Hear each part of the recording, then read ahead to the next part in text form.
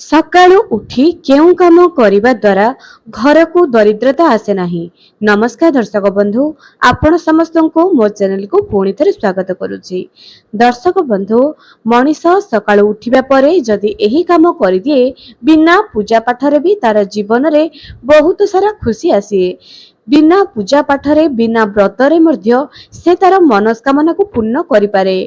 ଆଜ୍ଞା ହଁ ଦର୍ଶକ ବନ୍ଧୁ, ଆପଣ ମାନଙ୍କୁ କେବଳ ଏହି କାମ ସକାଳୁ ଉଠିବା ମାତ୍ରେ ପ୍ରତ୍ୟେକ ଦିନ ରେଗୁଲାର କରିବାର ଅଛି। ଦେଖିବେ କିଛି ଦିନ ଭିତରେ ଆପଣଙ୍କର ଭାଗ୍ୟରେ କିପରି ପରିବର୍ତ୍ତନ ହେବାକୁ ଯାଉଛି।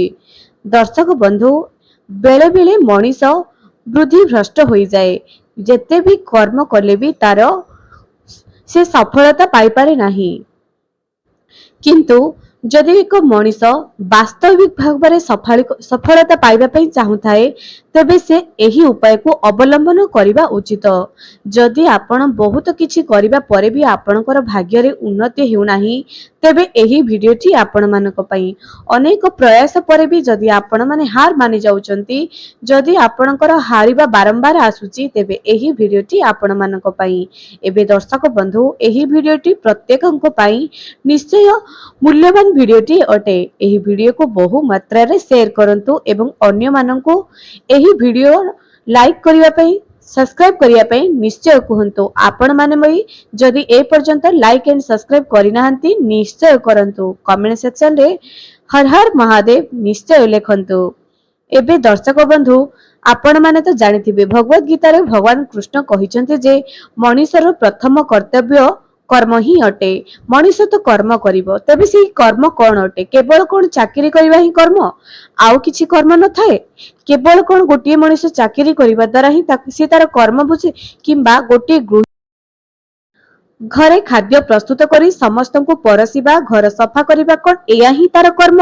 ୟାଠାରୁ ଅଧିକ ସେ କଣ କିଛି କରିପାରିବ ନାହିଁ? କେବଳ ୟାକୁ ହିଁ କଣ କର୍ମ ବୋଲି କୁହାଯାଏ? ଏବେ ଦର୍ଶକ ବନ୍ଧୁ, ଆପଣମାନଙ୍କ ମତରେ କର୍ମ କଣ ଅଟେ? କଣ ଭାବୁଛନ୍ତି? କର୍ମ ହିଁ ପୂଜା। କର୍ମ ହିଁ ପୂଜା, ଯାହାକି ଭଗବତ ଗୀତାରେ ଭଗବାନ ଶ୍ରୀକୃଷ୍ଣ ଅର୍ଜୁନଙ୍କୁ କହିଥିଲେ।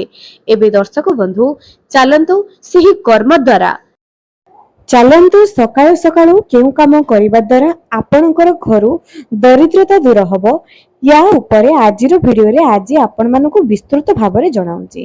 ଏବେ ଦର୍ଶକ ବନ୍ଧୁ, ପ୍ରଥମ କଥା, ଯଦି ଆପଣମାନେ ଚାହୁଁଛନ୍ତି ନିଜର ଭାଗ୍ୟ ବଦଳିବା ପାଇଁ, ତେବେ ସୂର୍ଯ୍ୟଙ୍କ ପରି ଆପଣଙ୍କୁ ଚଞ୍ଚଳ ହେବା ପାଇଁ ପଡିବ। ଅର୍ଥାତ୍ ଜଲ୍ଦି ସବୁ ଜିନିଷ ଜଲ୍ଦି ଏବଂ ସମୟରେ କରିବା ପାଇଁ ପଡିବ।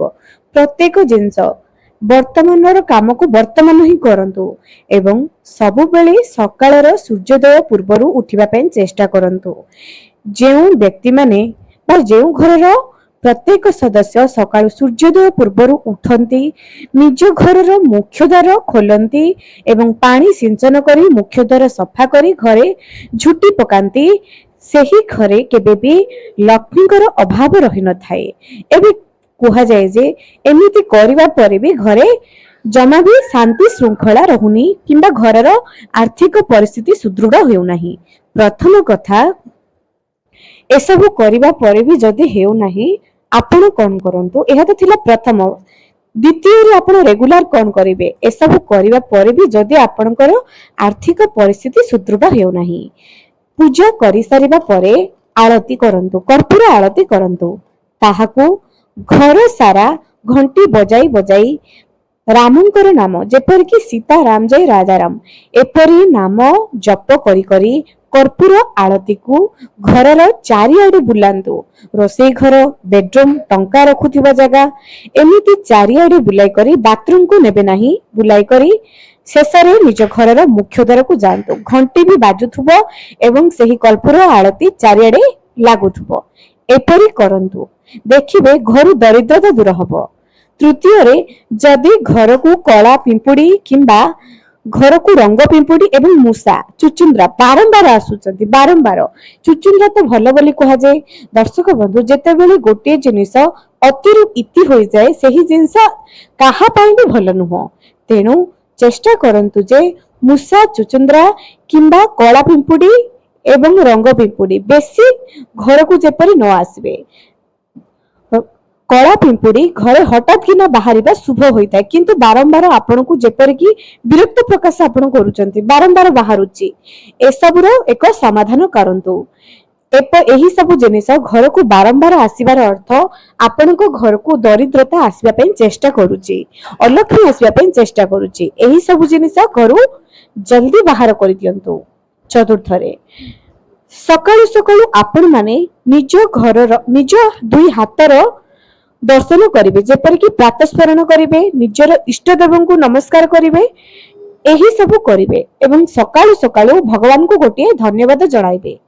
सकाळु सकाळु एही काम आपण मानको निश्चय करिवार अछि। जेउ व्यक्ति एही काम रेगुलर करूथाए से घरे केबे अभाव रहि न थाए, तेणु एही काम आपण माने निश्चय करंतु।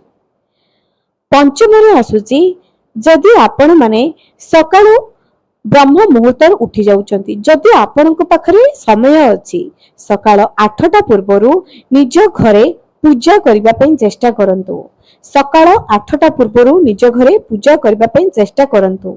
संध्या समय जेतेबेले संध्या आरती आपनक घरे दिया जाए, संध्या दीप एबे भी किछि लोकनक घरे दिया जाए नाही, किंतु संध्या दीप प्रत्येकंक घरे घरर गृहिणी माने देबा निहाती दरकार अटे।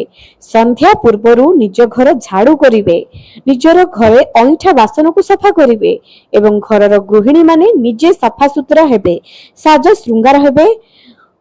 ठाकुरंक पाखरे ठीक संध्या समय रे जहाको गोधुली बेला कहा जाए, दिन सरुथुबो रातिर आरंभ हेउथिबो, सेही समय रे घरे दीप प्रज्वलन करंतु। निज घरर तुलसी देवी पाखरे घर ठाकुर घर पाखरे आउ गोटे दीप घरर मुख्य द्वार रे जहाकी प्रत्येक दिन जालिबा निहाती दरकार अटे। प्रत्येक दिन संध्या समय रे लक्ष्मी एवं अलक्ष्मी प्रत्येकंक घर को जाइथांती। जेउ घरे मुख्य द्वार रे दीप प्रज्वलन होइथाए सेही घरे लक्ष्मी जाआंती, तेणु चेष्टा करंतु जे घरर मुख्य द्वार रे दीप प्रज्वलन करंतु। किंतु केउठी करिवे, आपण निज घरर मुख्य द्वार को चली जिवे, घरर भीतर पट को आपणक मुह करी छिड़ा हेबे, ठीक डाहाण पटे एरुंडी बंधर तळ को ठीक डाहाण पटे दीप प्रज्वलन करिवे लक्ष्मी नारायण को उद्देश्य रे।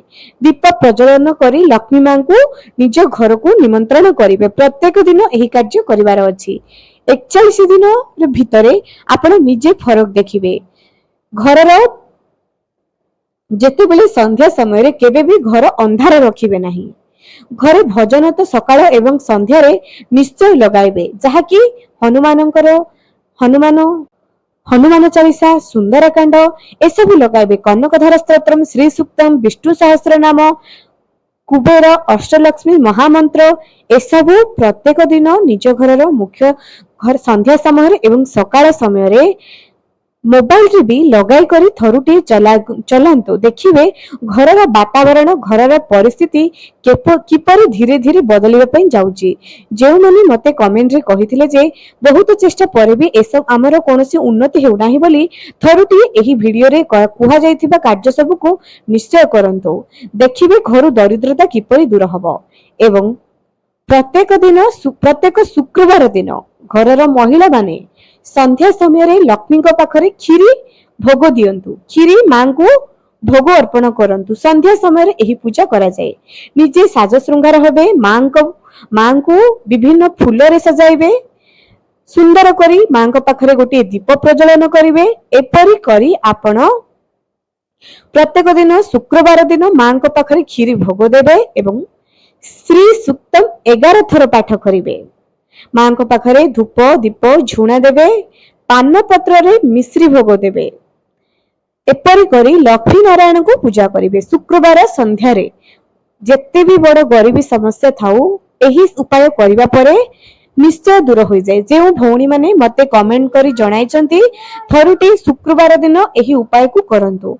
11 थर श्री सूक्तम पढ़िवे, 11 थर एवं खीरी भोग देबे प्रत्येक दिन शुक्रवार संध्या समय रे एवं मनरे मां को निजर दुख जणाइबे। घर को आसीबा पई कहिबे, मो घर को आसी घरु दुख दरिद्रता दूर करंतु बोली कहिबे। एपरि आपनकु कहिवार अछि। देखंतु किछि दिन भितरे ଆପଣଙ୍କର କିପରି ଗରିବୀ ସମସ୍ୟା ଦୂର ହବ। 11ଟି ଶୁକ୍ରବାର କରିବାର ଅଛି, 11ଟି ଶୁକ୍ରବାର ଏବଂ ସେହି ଦିନ ସନ୍ଧ୍ୟା ଏବଂ ସକାଳ ସମୟରେ ଘରର ମୁଖ୍ୟ ଦ୍ୱାରରେ ଦୀପ ପ୍ରଜ୍ୱଳନ ହବ। ଘରର ମୁଖ୍ୟ ଦ୍ୱାରରେ ହଳଦୀର ସ୍ୱାସ୍ତିକ ବି କରିବେ, ଯାହାକି ଏରୁଣ୍ଡି ବନ୍ଧ ଉପରେ କରିବେ ଏବଂ ମୁଖ୍ୟ ଦ୍ୱାରରେ କିଛି ହଳଦୀ ଗୁରୁବାର ଦିନ ଏବଂ ଶୁକ୍ରବାର ଦିନ, ସଂକ୍ରାନ୍ତି ଦିନ, ଏକାଦଶୀ, ଅମାବାସ୍ୟା, ପୂର୍ଣ୍ଣିମା ଏହି ଦିନ ମାନଙ୍କରେ ଘରର ମୁଖ୍ୟ ଦ୍ୱାରରେ ଏରୁଣ୍ଡି ବନ୍ଧରେ ଦୁଇ ପଟେ ଦୁଇଟି ହଳଦୀରେ ସ୍ୱାସ୍ତିକ ବନାଇବେ ଏବଂ କିଛି ହଳଦୀ ସିଞ୍ଚନ କରିବେ। ପ୍ରତି ଗୁରୁବାର ଦିନ ଗଙ୍ଗା ଜଳରେ ହଳଦୀ ମିଶାଇ କରି ଘରର ଚାରିପଟେ ସିଞ୍ଚନ କରିବେ, କଣ୍ଟିନ୍ୟୁ କରିବେ। ଏପରି ଦେଖିବେ ନିଜ ଘରୁ କିପରି ଗରିବୀ ସମସ୍ୟା ଦୂର ହେଉଛି। ଆଶା କରୁଛି ଏହି ଉପାୟ ଆପଣମାନେ ନିଶ୍ଚୟ କରିବେ ଏବଂ କରନ୍ତୁ। ତାପରେ ଆପଣ ନିଜେ କମେଣ୍ଟ ସେକ୍ସନରେ ଜଣାଇବେ ଯେ କିପରି ଆପଣଙ୍କର ଘରୁ ଗରିବୀ ସମସ୍ୟା ଧୀରେ ଧୀରେ ଦୂର ହେଉଛି।